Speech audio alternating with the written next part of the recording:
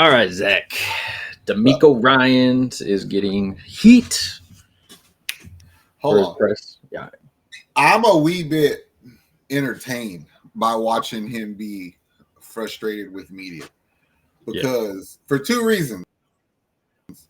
Is for one, it's funny because you intentionally keep your mouth shut. So like you can't be mad at what they're saying about you if you don't give them shit to say about you. You know what I'm saying? So that for one, that's funny. But two, like you've had it kind of easy the first 2 years. Now let's put you under fire a little bit and see how you handle it. You know what I mean? Yeah. I mean, I loved it. He goes, continue to support us if you want to. You should win every game. I get it. It was like, as a group, you can tell like they know, they hear all that stuff. I mean, we live in this world. And so, but it's also one of those things where it's like, as media and fans, you have a right to say stuff because, like you said, everything usually in the Texans is in-house and it stays there. But also they're human, so they're going to have their emotions in it also. Plus, like, sometimes when you just lost a game and you're asking some questions to these players, these are grown men. They're looking at you sideways like, you just asked me that. Like, Yeah, it's like, you dumbass. I gotta slap you if I could. how do you feel that you dropped the fumble? No, he should feel bad. But like also like you have to think about it. Like when you say things like you can continue to support us if you want to, that is an invitation to nitpick. Like I feel like he should have kept the same positivity. Like Yeah. take the blame because you're the coach, but be like, we're still bad motherfuckers, dog. Like we can't let the world see our coach like somber like that. That can't happen. Like DeMeco smiles and shit. You know what I mean? Yeah, you can see the frustration in the interviews on their face. Hey, can I start a bullshit narrative that may or may not exist? But I think it does. So there was a play, and I believe it was in the third. I don't remember the play exactly. All I remember is it was third quarter, a third down play. We did something right. Like we had got a penalty on them. It shortened the field. We got the first down or whatever. And then DeMeco, as soon as we got it, the camera panned to DeMeco. And you could visibly tell that he was yelling at somebody, but not like in their face. Like, it's like he made a comment like, see, motherfucker, I told you. Like he was trying to prove, like, I told you. It didn't indicate who it was towards. Yeah. But the next camera panned over to the offensive coordinator. And he was looking like his daddy just yelled at him. Yeah. So I can't say for sure that was the exchange. But if it's true, then I have to assume that DeMeco don't fucking like this guy and he don't want him there. So there may be a discord within the building. Yeah, he was asked about that, and he said it was not towards Calley, it was towards the ref for them trying to do their fast offense, and the ref kept saying they were trying to substitute players in and out. But most of us watching that, the way the cameras work and everything, it looked like it was addressed. The fact that I'm not on social media, yet I knew about it, like it means that it's something. You know what I'm saying? If there's smoke, there's fire, you know? And I don't believe that he would outright come out and say, yeah, that's towards Calley, because you're doing Calley a huge disservice if you were to do that. So, but also, like, it happened. Yeah. I mean, it happened. Yeah, it's sports. Like we see it all the time. Usually not with your coaches, but I mean, it's happened a few times. Kansas City had a few this week. Let me ask you this: if you were to assign percentage points of 100 of who is at fault, what percentage of at fault is Nick Calley out of 100? I'd say about 20, 25. I got him closer to like 40. Okay. Even though it's warranted that you're probably only 20 to 25% at fault and you were set up to fail, nonetheless, bitch, you're calling the plays. So you're 40%. You know what I'm saying? So I'm giving him 40%, I'm giving Caserio 40% because it's the same song and dance with the same problems. You know what I'm saying? Yeah. It's the O-line. It's that. You know what Caserio and his O-line problems remind me of? Is when dumbass, the dude who used to be the GM for the Rockets, the one that's in Philly. Oh, Daryl Morey. Daryl Morey, instead of getting things we needed to actually beat the Warriors, he would just try to get better shooters. So like you continually get better at what you're good at and stay bad at what you're bad at. And I feel like the Texans, that's what they're doing. It's like you're staying bad at O-line and then you're trying to get better at everything else. Yeah. It's not working out, bro. Not. So I give Caserio 40% of that. And then I give CJ probably 15% because at some point you have to like put your big boy pants on, grab your nuts, lace your shoes up, and be a real quarterback. Because like right now, you're closer to like the Sam Darnold of the world than you are to like the top. No, I know. Seriously, Yeah, bro. yeah. Like you look that fucking bad. Yeah. Like we went into this season arguing for you that you're a top 5 quarterback when you're playing closer to 25. Yeah. That's a fucking problem. I did see at some point he has to look in the mirror. I did see a few segments today though that were like it was a lot of NFL players. I think it was on CBS, if I'm not mistaken. I don't remember the player, but he was like basically like telling fans like chill out. Like y'all are putting everything on CJ, but when you look at the film, he has no weapons out there that are doing anything. No. He goes, the minute he leaves that line, his eyes have to go down because somebody's running at him. He's like, because dudes are just getting beat. He goes, he takes blame. He goes, but you have to realize he has nothing to do out there because there's nothing. He does, but he doesn't, bro. Because let me tell you what, CJ's playing with house money because he could easily.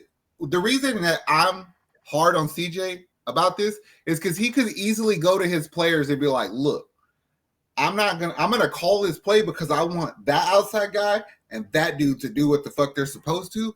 Fuck what the play you thought you were supposed to do. You see that dude right there, 52 is Mike. He's about to blitz. When I snap this ball, just run straight to the spot he just left. And I'm gonna throw this bitch to you. You know, like CJ has to know what you have to figure it out for yourself at some point. Nobody's coming to save you, bro. You have to do it. You're the smartest guy in the room. Just accept it. Yeah. And by him not doing that shit, him not changing like run plays that are fucking more adequate to the situation, that's on CJ. Because right now I'm yelling at you with love, obviously, for the same shit Matt Schaub used to do. And we don't want to compare you to him. So yeah. Exactly. Well, this leads perfectly into our new segment, Zach, of got a few players here. Motivate time. We'll start off like you just said with CJ. You get to tell them what they need to hear, what people are not telling. So what's the point? Like, am I speaking to them as like, are we friends? Are we teammates? Am I a fan? Do I get to just speak on behalf of you fans? Get to speak on ever your heart's content is. If you want to talk to him as a fan, if you want to talk to him as a teammate, I feel whatever you truly feel needs to be said to these guys to get them to do better. Just do better. Say less. So we got first up our boy CJ Stroud right here. That's how he put the past few games. So. I don't even like that picture because it looks so fucking sad, bro. What I would say to CJ is what I just told CJ, bro. Like, you have to man the fuck up, bro. Like, you are our franchise quarterback. Like, we have no fallback plan. We only gonna go as far as you take us, and you can't be okay with losing because the team sucks. Like, Brady wouldn't not accept that shit. Peyton don't accept that shit. At some point, you just think about like Herbert this year. He got sick of being talked about. And he got sick of being criticized, and now he's playing like the best quarterback in the league. I'm not saying you have to be the best quarterback in the league. I'm saying you have to use your skills to your maximum fucking potential. When you were a rookie, you were Steph Curry. You threw balls in holes and spaces that nobody else in the fucking world could do, and now you're too scared to pull the trigger. Stop, bro. Just go fucking do it. It's true. If you're already going to lose, who gives a fuck? You're already going to lose. I'd rather throw a fucking ball that might get picked than keep getting hit straight up. Because if you throw the ball and you get hit, you might get the call. True. So at this point, I just take the interceptions, take the risks. At this point, you're 0-3. But you're still my dog. I'm not. You know what CJ Stroud needs? CJ Stroud needs to see. And I don't know why this dawned on me. CJ Stroud needs an alter ego he can become when he gets to the field. Because I feel like CJ Stroud has created an image for himself off the field, being the godly man that he is, that he cannot disassociate himself from that when he gets to the field, in the sense of look at another man in the eye and be like, fuck you, I'm about to fuck you up. I'll be a godly man, but when I hit that field, it's may God have mercy on your soul, motherfucker, but I'm about to throw for 400 today. Like, literally, walk up to somebody on Sunday and say that shit, and watch how empowered you feel. There's no better thing than the empowering feeling than to talk shit to another human with the 100% intent of backing it up. All right. Well, now we got your boy, DeMeco Ryans here, head coach. See, I don't know what to tell DeMeco, because if you're like a devout Texans fan like I am, I've never missed a game. I've watched every game. I watched DeMeco when I was growing up, bro. He almost feels like family, right? He's like your uncle that did the shit that you always want to do, right? So you really can't say too much to DeMeco other than like, quit being fucking nice to everybody. Like, it's okay to point fingers. You know what I'm saying? Because that's how change gets happened. You have to bring it to the light. Now, you could be in the building cussing everybody out. I don't know. But it would sure as fuck make us feel better as a fan base to know that you're yelling at the right people. That's all I would say to DeMeco. Yeah, it kind of feels like he's leaning towards that when he talks about especially his defense. You know, but ain't that it? Like, you don't know what he's doing. Like, in DeMeco, I trust, but I don't. You're not God. I can't have undeniable faith in you, motherfucker. All right. Now we get down to one Nick right here, Nick Caserio. What would I tell? I honestly don't know what to tell him, because he has built-in excuses with the O-line, right? So I would tell Nick Caserio, and I don't want to accuse you of something that I don't know is true, but do not have a personal fucking agenda at the expense of my team's offense and try to come be the smartest guy in the room and act like you're Wonder Boy play caller, and we're sucking on that. Like, be smart, understand what's going on within the game, and make the right call. Like, you're a first-time play caller with a bad O-line. You're set up to fail, but guess what, bitch? We had the ball at the 1 yard line with 3 chances to get in the end zone, and you couldn't do it. Do fucking better. Do fucking better, Nick. Now we got the other Nick right here, Nick Caserio. This guy, he definitely needs to quit trying to be the smartest guy in the room. Like, at some point, you're like an actual player in the GM office. You have to at some point evaluate your performance, figure out where the fuck you're going wrong, and fix it. Whoever is scouting, coaching, picking, whatever you have going pertaining to O-line, get it all rid. Get rid of all of it. Do better. Yeah, fire that whole situation. You need to just fix all of that shit. You know what I'm saying? And then for one, don't just be around when shit's good. The team sucks right now, and all I see is CJ, and all I see is DeMeco. Where's Caserio? Like, come take some of this blame too, bro. That's one thing I will say. Like, with the Astros' whole blow up right now, Dana Brown has at least been going out there and taking the heat with him. Like, he's like, these are my words. These are what I think. This is what I feel. And it's like, okay, I'll take some of the heat from them. I just feel that I don't even feel like he's taking heat for the team. You're taking heat for your fucking self, because let's think about it. Special teams almost won us the Tampa Bay game, bro. Like, Jalen Noel defense damn near held that team squished for 3 quarters until they scored at the end of that game. You only gave up 17 points to Jacksonville. We're only averaging 17 points that our defense is giving up. That's elite defense. You should be winning fucking everything. So DeMeco can look at the situation like, yo, we're doing our part. Caserio is responsible for that. Sorry. He brought that O-line in here. He brought his boy in here. Kaylee's his boy. Yeah. You know what I'm saying? Come get your own shit.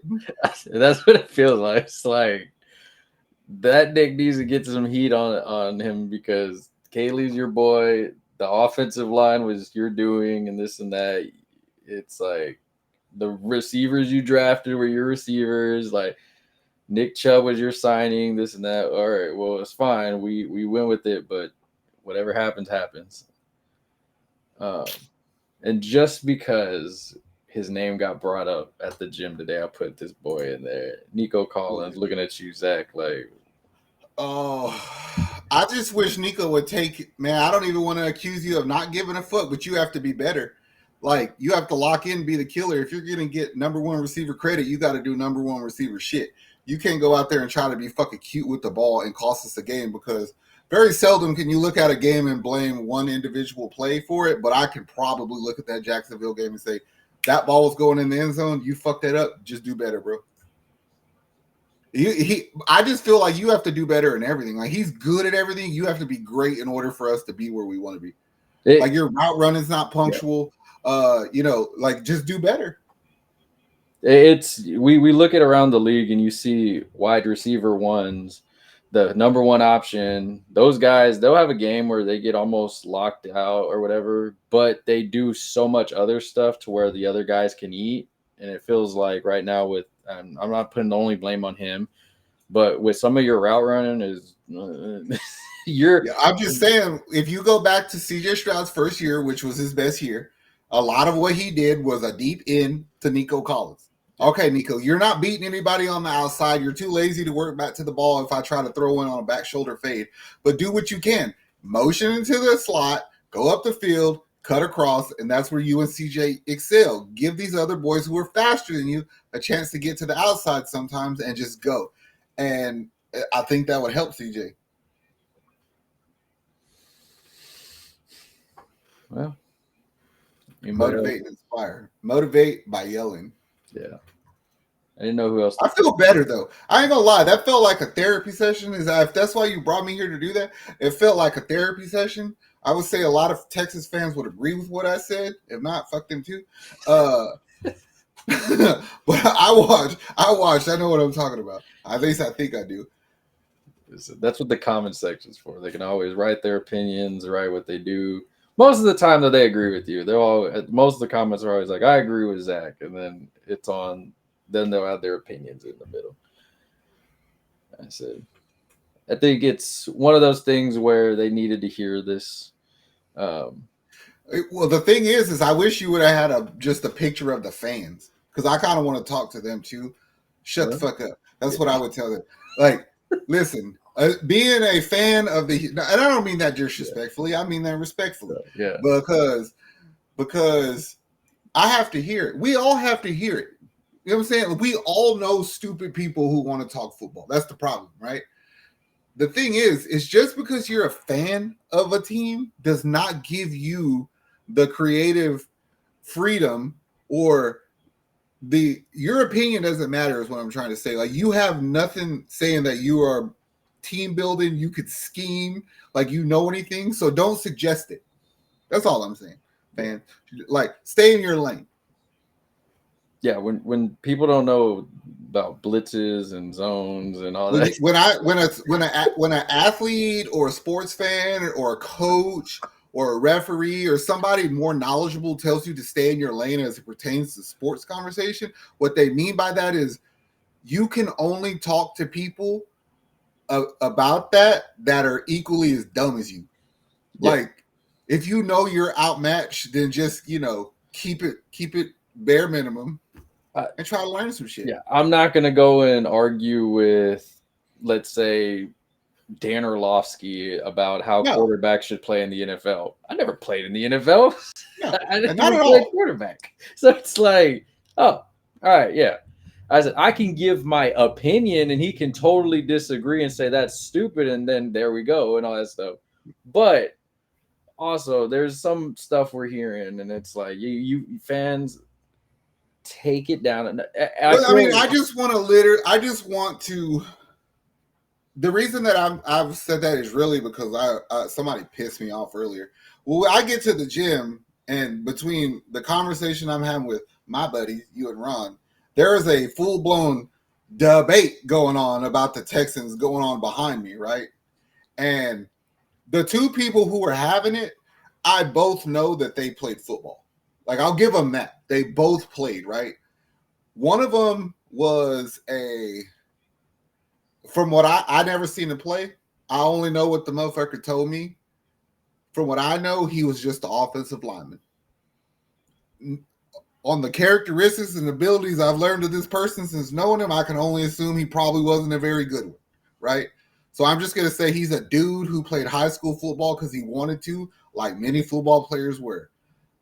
The other individual was a high school All-American, a Division I running back, comes from a family that produces NFL players and prospects that actually has a nephew in the league as a starting quarterback. Like, this is what the fuck they do, right? And you have the nerve to want to sit there and talk to this man like he don't know shit. I have a problem. I had a problem with that. I really did. I was just laughing when I heard it. Oh, yeah, that's the stuff we're talking about right there. It would be like me buying a Lego set thinking that I could go talk science with Sheldon Cooper. Like, it doesn't work like that, bro. Texas fans do better. It's fucking better. It's funny because if you're 0-3, you could still go get 9 wins. Let me tell you why that whole conversation they had this morning pissed me off. Because at one point in time, I heard something so retarded. And I don't want to use that word, idiotic, that I looked back over my shoulder when I otherwise was trying to pretend like I didn't know what was going on. But the dude who plays football knew I heard that. So he looked dead off at me and tried to get me to side with him. He was like, is that not the stupidest shit? And I was like, that's pretty damn dumb, bro. So, like, dumb suggestions pertaining to the Texans spread like COVID. And that's kind of a problem in itself, just as much as the bad football play. Because they're, like DeMeco said, like, you want to win, but it's not like we're getting fucked up. Yeah. Like, it looks bad to watch as a fan. It's frustrating. Yeah. And like, as a fan, there's no excitement for it. So it sucks. Like Ron said it last year, it was exciting. You would pull out the win and you're like, oh, dang, okay, we got there. This year is even more frustrating because it's even worse, it feels like, and you're losing. So like, you work in the school, so if I were you, I would probably liken it to like if you sat there and taught a kid how to read all day, all week. We're just fucking all week. We're reading and reading and reading and reading and reading and reading, and then Friday comes and you still are like he. Yeah. It says D, you little dumbass. You know what I mean? That's what it feels like. It's like, what did y'all work on all week? Because this looks exactly like last week. Well, it sucks because you hear the lollygagging, all this stuff of week 1. So you're like, oh, okay, you nipped it. Then week 2 comes, you almost win. You're like, okay, you 1 week passed up. You took it seriously. You almost beat a Buccaneers team. They're really good. We're going to go into Jacksonville, turn it the hell around. And then you play just as bad as them or worse and lose. I was thinking that. I was like, I don't know if our defense was playing that good or they were just playing that bad. Yeah, I don't know either. Oh, man.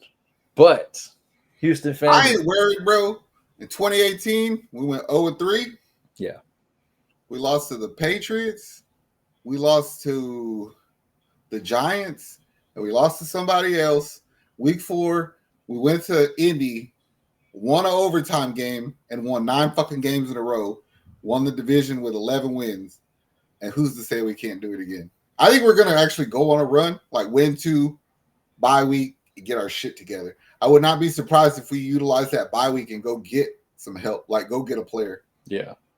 Yeah, I think this season, the bye week, we thought it was going to be bad being early. I'm thinking it coming early. This is going to sound retarded, and I never thought I was going to say this, but there's a strong possibility that what the Texans need is Braxton Berrios.